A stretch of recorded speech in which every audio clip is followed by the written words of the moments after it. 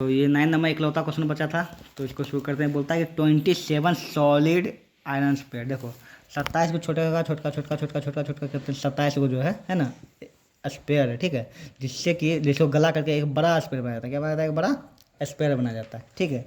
तो ये का निकालेंगे तो 27 को मल्टीप्लाई करेंगे ही ना, ठीक है। स्पेयर जिसका कि इच रेडियस, इसका सबका रेडियस कितना दिया हुआ है बताइए? आर। क्या दिया हुआ है? आर।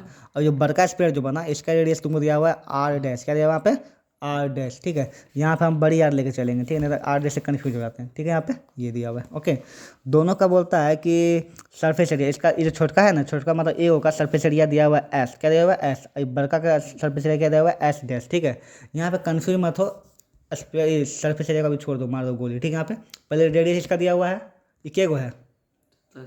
27 को है। और इसको सबको मिला के बनाएगा एगो। तो ये दोनों क्या सेम रहेगा? दोनों का वॉल्यूम क्या रहेगा? वॉल्यूम, है ना। मान लो कि इतना इतना लड्डू मिला के बड़ा लड्डू बनाएंगे, ठीक है। 1 ग्राम का लड्डू 27 को 27 ग्राम का लड्डू बन जाएगा, ठीक है। तो दोनों का वॉल्यूम बराबर, जब कुछ गला के कुछ बनाए तो उसका वॉल्यूम बराबर है। सरफेस एरिया नहीं, टोटल सरफेस एरिया नहीं, कर्व सरफेस एरिया नहीं, क्या बोला बराबर होगा? वॉल्यूम, क्योंकि जितना होगा उतने का बनेगा ना ये चीज़, ठीक है। यहाँ पे तो क्या कर देंगे ना, लिख देंगे यहाँ पे वॉल्यूम ऑफ 27, ठीक है।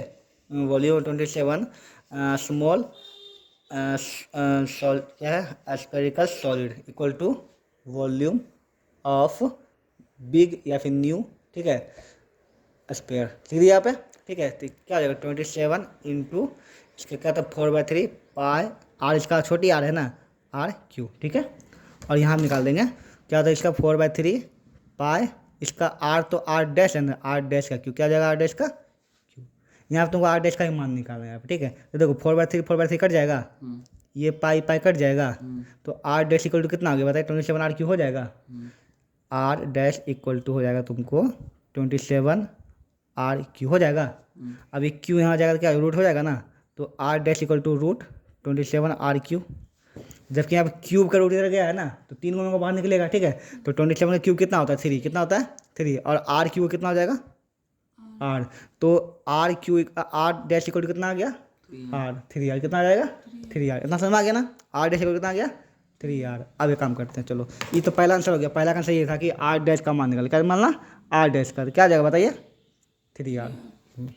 अगला क्वेश्चन बोल रहा है इसी में कि ratio of S and S dash. S मतलब छोटी छोटी वाला, छोटका का था ना, ठीक है ना, छोटका का था ना एस, तो निकालते हैं ना। वॉल्यूम ऑफ स्मॉल स्पेयर कितना हो जाएगा? वॉल्यूम है नहीं, सरफेस एरिया है ना, सॉरी, एस मतलब सरफेस एरिया है ना। कितना था सरफेस एरिया बताइए?